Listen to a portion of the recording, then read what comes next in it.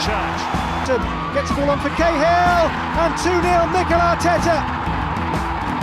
Smash and grab for Everton. Checks it, Arteta, it's there! MIKEL Arteta in injury time for Everton!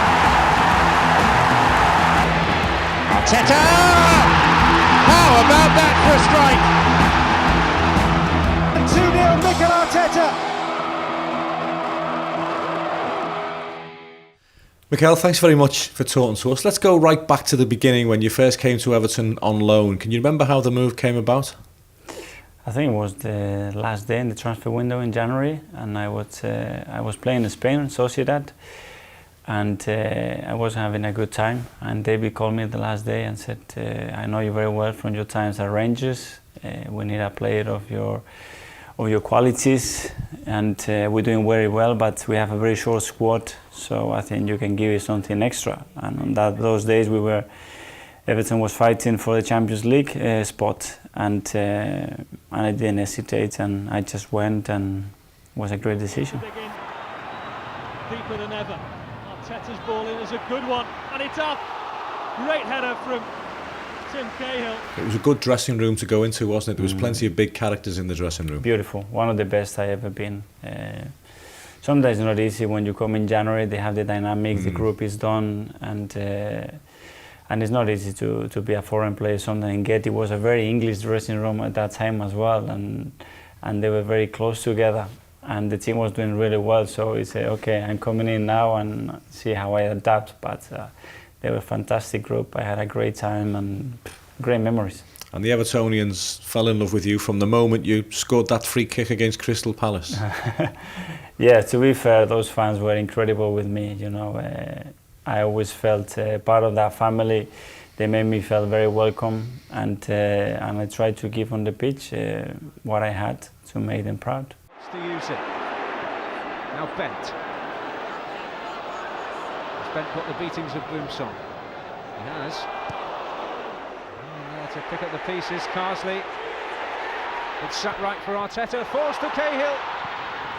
And he does. Takes the opportunity. And Everton are closing in on 3 points and closing in on the Champions League. It was some achievement, wasn't it, for that group of players, with all due respect, to finish fourth in the Premier League? Yes, because it was a very short squad, and quality-wise, it wasn't a phenomenal squad. But we had the desire, we had the attitude, we had the physicality. And then again, I think David did a great job there to get everybody involved and everybody with a hunger to fight for a place. And we were very strong at home. The atmosphere we created at Goodison was really hard to cope with the opposition, and yeah, very good times. Particularly when we beat Manchester United 1-0, Duncan Ferguson scored the goal from your cross, and Goodison Park shook, didn't it? It was incredible nights. It was a night game. I remember those atmospheres there. And a special moment, and I think that helped as well. I think the club was in a moment where they needed a process. The previous year they were fighting for relegation, and we made a step forward, and I think that created the momentum and put the club in a different dimension. We started to recruit different type of players with more quality. We were associating each other better. We were playing better football. It wasn't that direct. I think after that season, I think the club changed. The chance to push on in Europe, though, was denied us against Villarreal at the start of the following season, and a lot of Evertonians still haven't got over that. It was incredible. I think that night we were robbed. I think we scored, and Duncan scored that goal from my corner. I think it was a good goal, you know, and Colina last game, you know, and he disallowed the goal, and we were so frustrated because that was us playing the Champions League. We were playing really well as well, weren't we? If that goal had stood, I think we'd have won that game. I think so. I think we cracked the game in the last 20-25 minutes. We were creating so many problems, and they were dead, to be fair. So I think the game was going our direction. It was a real blow, and you could tell it was still affected the players when we went to Bucharest, because we went to Bucharest 1-1 at half time, and then the second half was just really difficult. Yes, because emotionally we wanted to play the Champions League, and that was that for the taking, and it was a really big fight the previous season to achieve that spot, to try to get into the Champions League, but the club reacted well afterwards, and no problem. We had some great nights in Europe, didn't we? The likes of Metalist Kharkiv away from home and Nuremberg when we took goodness knows how many thousand supporters. Fiorentina as well, I remember when we played in my home. It was great, and the fact that it was the first year after so many years without European football, I think the club and the fans were you know, they were waiting for those nights, those moments, and I would did well. Still got it, Yakubu finds Arteta. Johnson is forward, Osman is forward as well. He might try a shot here, Arteta, he does! What a goal by MIKEL Arteta!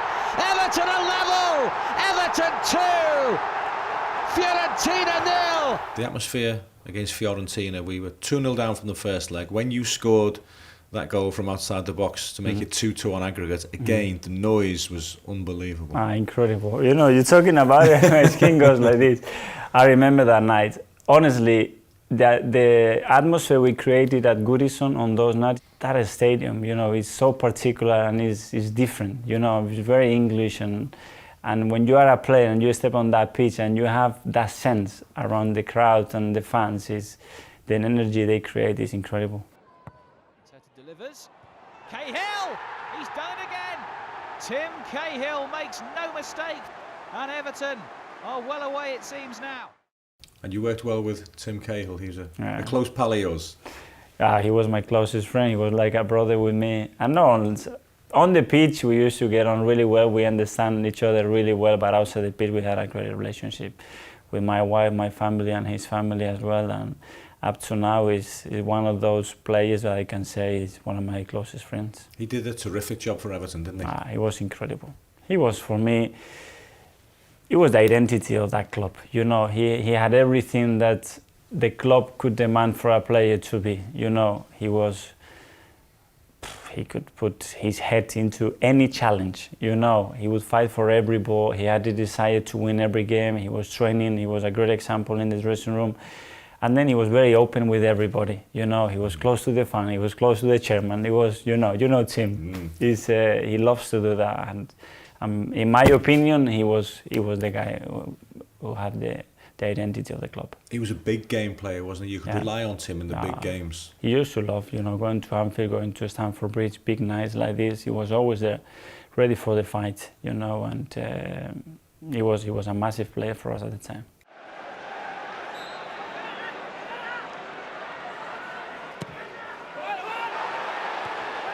Kyriakos. Arteta! How about that for a strike? It looks like it's going to be Everton's day in the derby. Did you enjoy the Merseyside derbies? Absolutely. Is it possible to enjoy them, or is it too frantic? I would like to play more football, you know, but back in the days it was impossible. And they were superior to us in terms of quality, you know, and you have to accept that. So when you go into that challenge, our game was to make that game ugly, you know. That was the intention of our setup, was to make the game ugly and don't make them feel comfortable, because technically they were better than us. We have to accept that. Were you surprised to see Duncan Ferguson go into coaching? No, because, you know, the perception with Dunk is like, wow, it was crazy and he was so emotional and this, but he was a very clever player, you know. He could read the game, he could read the momentum, the weakness of the opponent, you know, and I'm not surprised. And as well, he was great around the place, you know. He was very demanding and he would get frustrated at you. So I think it's a great, and obviously he was a legend at the club, so it's great to have someone like that in your coaching staff. How disappointing was it to miss out on the FA Cup final? That was, we were fighting to get some titles, you know, and we made all the way back to be there fighting with the top clubs, and after I did my crochet in a really bad moment, probably when I was playing my best football, and I missed it, and then as well when we lost it, I was gutted, because that was such an opportunity. We knew that we were going to get many of them, and when we lost that final, I was gutted. Fellaini in there leaping. Here's a chance for Saha. What a start! Louis Saha for Everton. When Louis Saha scored in the FA Cup final after 20 odd seconds, was a little bit of you thinking, my feeling was too early. Yeah, too early. Too early, because you haven't played that many games of that caliber, and then your mindset of goes, okay, we have to defend the goal, and still 89 minutes against those teams. it's too long, and the next 10 minutes were hard, and we didn't play well, and we started to defend really deep, and I said it's going to be a long day. He was a quality striker, Louis, wasn't he? Incredible. Louis was a tremendous player. And you played alongside Tim Howard many times as well. Yeah. And he's still playing. Incredible. But again, you know, another example, you know, the way he looked after himself, how he loves football, you know, the career he had over the years, incredible. What Tim has done is fantastic. Mikel Arteta struck twice against Sunderland, one a free kick, the other a follow-up effort from a block free kick. It's Mikel Arteta, it's fantastic! Wonderful strike from Mikel Arteta. Everton have breathing space right on half-time. The magician has conjured up another beauty. Your relationship with the supporters was always special to you, wasn't it? Yeah. My only concern is when I left, I felt personally that I gave my best, and I was, you know, that I couldn't offer anything else, you know, and I thought the year before that I shouldn't move, and I had a move in place, and the chairman and David said, no, we don't want you to go, stay one more year. And I stayed, but I felt, you know, that, I don't know, I think the limit was there, and now it's gonna go down. I didn't want that feeling, because in 7 years we went from here to be fighting with the top 4 or 5 teams in the Premier League, and that was, you know, that was a big gap, you know. And I didn't think that they understood my decision, you know, and they were so disappointed, which I understand, because they didn't want me to leave, and I was convinced that it was the right move for everybody, not just for me, but for everybody. And then it left a bad sensation, you know, because when I went back my first time with Arsenal, obviously they would have said, and their reaction towards me, it wasn't what I was expecting, you know, because my feelings towards them were completely different, but that is football, and you can make everybody happy. And obviously, if I understood that I made people upset, and I'm very sorry about it, but it wasn't my intention. It was because I truly believed that it was the right time for me and for somebody else to come in my place and give something different to the club and the team. I think every Everton supporter will look back and say, look, Mikel Arteta gave his best in every game for Everton and did well. I hope they did, and I hope that the feeling they have is this one, and not the fact that I let them down because I went to Arsenal.